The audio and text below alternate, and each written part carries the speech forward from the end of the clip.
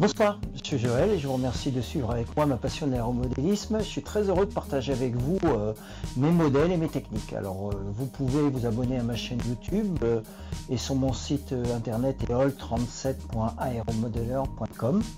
Et n'hésitez pas à mettre un j'aime ou un petit commentaire si les vidéos que je vous présente et les réactions que je vous présente vous plaisent. Alors aujourd'hui, la vidéo que je vais vous présenter porte sur l'habillage des portes et sur la pose des vitrages de mon Pothèse 58 qui est présent devant vous et qui est en cours d'achèvement et qui devrait être terminé durant cet hiver. Merci.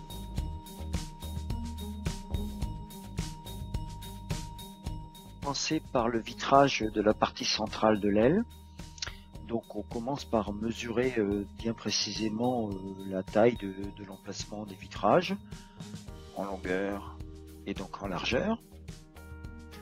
Puis j'utilise donc une feuille de rhodoïde où je vais donc reproduire les cotes qui devront être, qui correspondent à la forme du vitrage.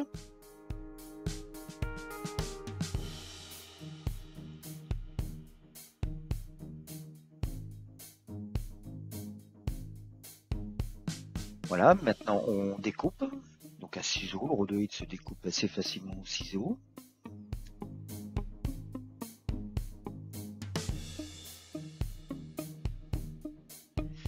Et on commence à les présenter dans l'emplacement à l'intérieur donc de la demi-aile.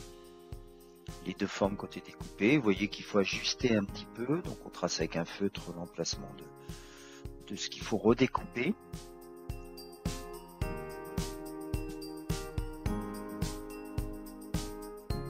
Et une fois fait, on présente à blanc l'ensemble sur l'aile.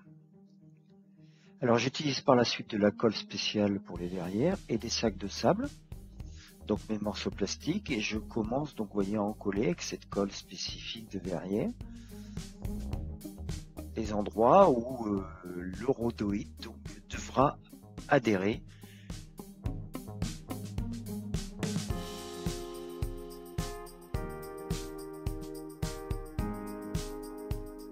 Je mets ensuite en place la feuille de rhodoïde et le sac de sable qui va venir donc épouser la forme et venir compresser bien le temps que ça colle.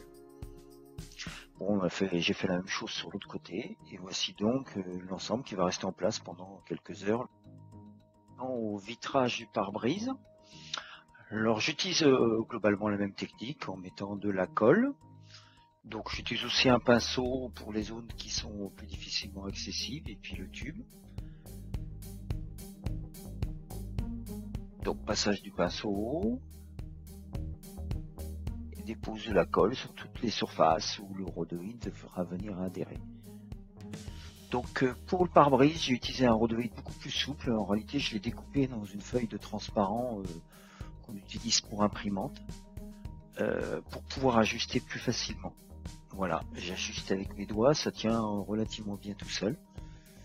Et c'est fait. Et on fait pareil pour le second côté.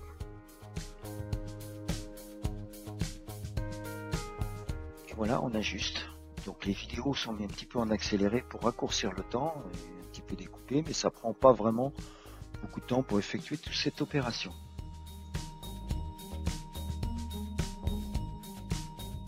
Je vais vous décrire maintenant l'habillage des portes.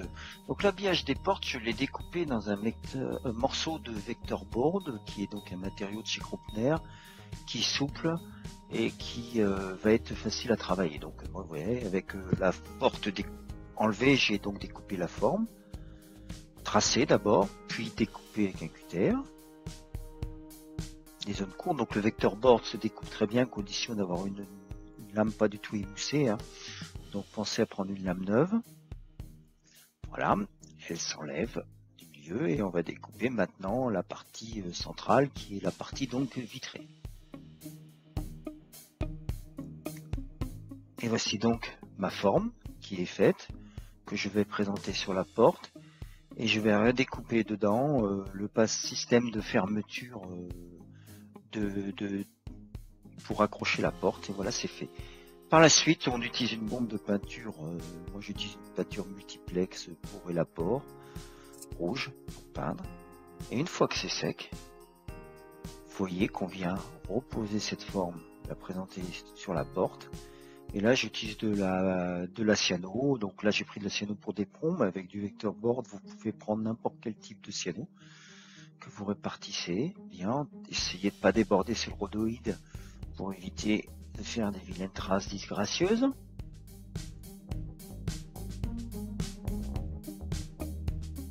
On colle.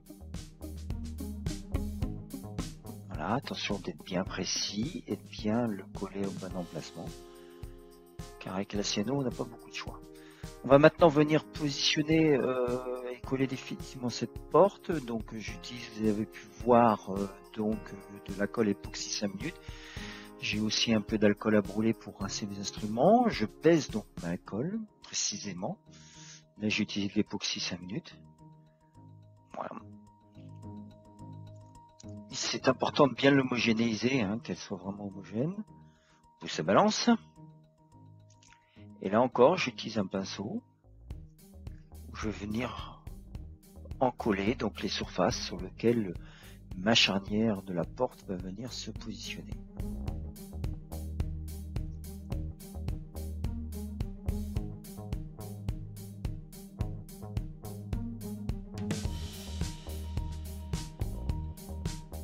Donc vous voyez que le pinceau, je l'ai remis dans l'alcool pour pouvoir le réutiliser. Et je viens positionner ma porte, que je viens bien mettre précisément à l'endroit pour que ça soit pas disgracieux. Donc là, je fixe la porte. Il y aura de l'ajustement qui sera à faire, bien entendu, après.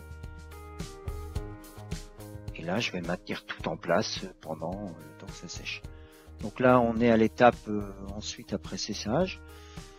Maintenant, je suis en train de poncer pour pouvoir bien ajuster cette porte et sa fermeture. Donc, on donne suffisamment de ponçage. Voilà, la porte se ferme bien et vient bien se fermer. Et voici donc le résultat de la positionnement des. J'ai terminé donc la pose des vitres du pare-brise sur le dessus de l'aile ici. Donc l'aile viendra donc se poser directement, voilà, en cette position. Et vous pouvez voir au travers une partie du cockpit que je vais vous montrer désormais un petit peu mieux. Donc il me reste une porte encore à fixer et puis après je entamerai le reste des procédures maquettes et notamment le train d'atterrissage. Au revoir et merci de m'avoir suivi.